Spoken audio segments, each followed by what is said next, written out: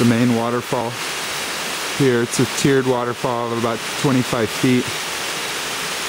Beautiful, what you'd expect here in Costa Rica. Crystal clean water. It's almost March, it's the driest time of the year.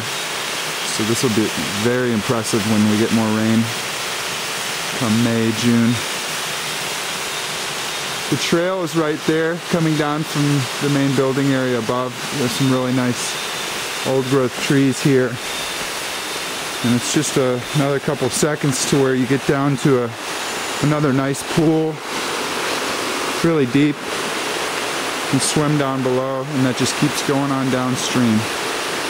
So extremely private.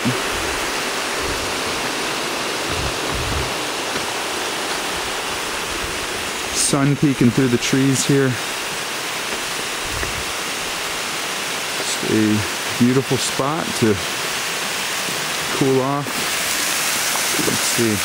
It's really deep, so I'm not going to go all the way in, but it's probably about 6-7 feet deep right there.